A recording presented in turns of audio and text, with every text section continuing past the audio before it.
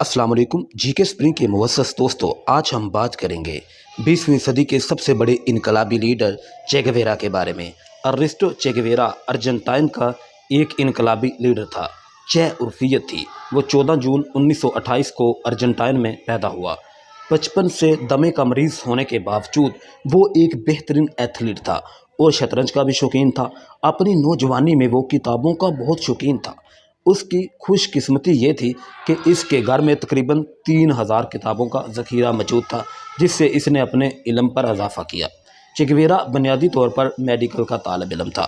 तलीमी career के दौरान ही उसके अंदर सियाहत का शौक़ पैदा हुआ और 1950 से लेकर 1953 तक उसने जनूबी अमेरिका को 3 बार अपनी सियाहत का मरकज़ बनाया, जिसमें पहले 1950 में इसने साइकिल पर 4500 किलोमीटर का सफ़र बर-ए-आज़म के जनूब से शुमाल की जानब तय किया। फिर दूसरा सफ़र 1951 में मोटरसाइकिल पर तय किया, जो तकरीबन दोगुना लंबा यानी 8000 किलोमीटर था। तीसरा सफ़र उसने 1953 में किया। तीनों बार उसने मुतअद्दिद ममालिक जैसे Chile, Peru, Ecuador, Colombia, Venezuela, Panama, Brazil, Bolivia और क्यूबा क्रॉस किए। इस सफ़र को मोटरसाइकिल जर्नी के नाम से भी याद किया जाता है, जिस पर कई किताबें और ख़ुद उसकी इजाज़तें छप चुकी हैं और एक फ़िल्म भी बन चुकी है। इस सफ़र के दौरान चे को ये मुशाहदा महसूस हुआ कि जब वो देहातों और छोटे छोटे शहरों कस्बों में गुज़रा तो वहाँ के रहने वाले बाशिंदों की हालत ज़ार, गुर्बत, भूख, मुफलसी बीमारियों को देखा तो वो एक हसास दिल रखता था और इस नतीजे पर पहुँचा कि तकरीबन तमाम जनूबी अमेरिका को इस वक्त कठपुतली हुक्मरानों के ज़ेर तसल्लुत किया हुआ है और इनकी आड़ में सरमायादाराना निज़ाम यहाँ जड़ पकड़ रहा है, जिसके पीछे कोई और नहीं बल्कि अमेरिका बहादुर खुद है। वो अच्छी तरह जानता था कि ये दोनों यानी सरमायादाराना निज़ाम और इसका सरपरस्त अमेरिका कभी भी गरीबों का दोस्त नहीं हो सकता। तो उसने इस खिते को इनके तसल्लुत से आज़ाद करवाने के लिए अपनी मेडिकल की फील्ड छोड़कर इनकलाबी ज़िंदगी का आगाज़ किया। ग्वाटेमाला। अपने तीसरे सफ़र के दौरान वो ग्वाटेमाला पहुंचा, जहां के सदर गिज़मैन के ख़िलाफ़ अमेरिकन CIA सरगर्म थी, ताकि इसकी हुकूमत गिराकर अपनी पसंद का कठपुतली हुक्मरान बनाया जा सके। और इस साजिश में वो कामयाब भी हो गए, जिस पर नई अमेरिकन नवाज़ हुकूमत के ख़िलाफ़ मुख्तलिफ़ कम्युनिस्ट ग्रुप एक्टिवेट हुए। चे ने भी इनका साथ दिया, मगर जल्द ही वो इख्तलाफात का शिकार हो गए और गिज़मैन ने बागियों की सरबराही करने की बजाय मेक्सिको के सफारत खाने में घुसकर पनाह ली, जिससे इसकी बहाली की तहरीक कमज़ोर हो गई और हुकूमती कारिंदे इन पर भारी पड़ गए, जिसने आखिरी लम्हे तक मज़ाहमत की, मगर बल आखिर इससे भी सफारत खाने में पनाह लेना पड़ी। चे गेवेरा 1954 में मेक्सिको चला गया। वहाँ 1 साल तक जनरल हॉस्पिटल में एलर्जी का शोबा संभालने के बाद 1955 में इसकी मुलाकात क्यूबा के नए उभरते इनकलाबी लीडर फिडल कास्त्रो के भाई रॉयल कास्त्रो से हुई, जिसने उसकी सोच से मुतासर होकर बाद में उससे अपने भाई से मिलवाया। इस मुलाकात को अगरचे ची की ज़िंदगी का नुक्ता आगाज़ कहा जाता है। दोनों ने मुतज़ाद शख्सियत होने के बावजूद एक दूसरे को काफ़ी मुतासर किया और ची ने कास्त्रो की तहरीक में शमूलियत अख्तियार की। दोनों का निशाना अमेरिकन नवाज़ क्यूबन हुक्मरान बतस्ता था, जो मुल्क को दीमक की तरह चाट रहा था। ये तहरीक तकरीबन 4 साल चली। इस दौरान ची ने बाकायदा गुरिल्ला ट्रेनिंग भी ली और इसमें कामयाब रहा। कास्त्रो भी इसकी काबिलियत और डिसिप्लिन से मुतासर था। यही वजह थी कि कुछ अरसे बाद उसने इसे अपना दस्ते रास्त बना लिया। चे जैसे इनकलाबियों की बदौलत ही वो वक़्त दूर न रहा जब 1959 की पहली सुबह कठपुतली हुक्मरान मुल्क छोड़कर फरार हो गया।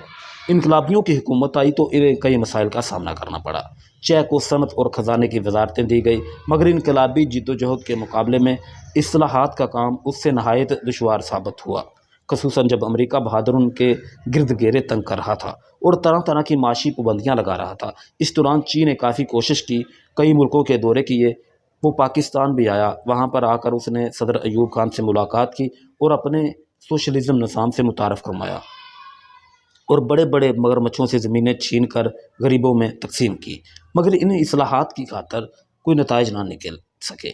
यही वो वक़्त था जब उसके अंदर फिर इनकलाबी बागी ने सर उठाया और इसने माशी मगज़माजियों में सर खपाने के बजाय कॉन्गो का इंतखाब किया, जहाँ एक और अमेरिकन कठपुतली हुकूमत के ख़िलाफ़ तहरीक चलने लगी। इस दौरान चे गेवेरा ने मुख्तलिफ़ इलाक़ों के दौरे भी किए। वो सलाहुद्दीन अयूबी की कब्र पर इराक़ भी गया।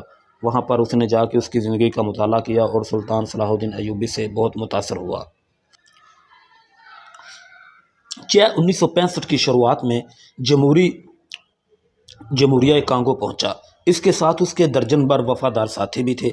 यहाँ इसके आने का मकसद यहाँ तहरीक चलाने वालों को अपना तजर्बा मुंतकिल करना और इनके साथ मिलकर स्ट्रगल करना था, मगर इब्तदा में से मायूस होना पड़ा। ये क्यूबा नहीं था जहाँ इनकलाबी पुरज़म और डिसिप्लिन के पाबंद थे, जबकि अवाम भी इनके अच्छे जज्बात रखती थी।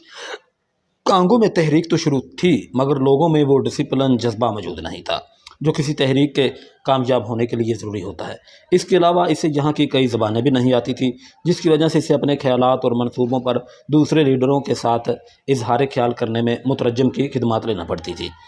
जबकि CIA भी इस इलाके में पूरी तरह सरगर्म थी, जो अपने जदीद मवासलाती आलात की मदद से इनके अक्सर प्लान पहले जान लेती थी। चाहे वहाँ तकरीबन 7 महीने रहा और आखिर में बीमार पड़ गया। वो मुकामी गुरिल्ला लीडरों की नाअहली और आवाम की इनकलाब में गहर दिलचस्पी से मायूस हुआ। अगरचे वो आखिरी दम तक वहाँ रह कर लड़ना चाहता था, मगर कास्त्रो के खसूसी पैगामों ने उसे वहाँ से निकलने पर मजबूर कर दिया।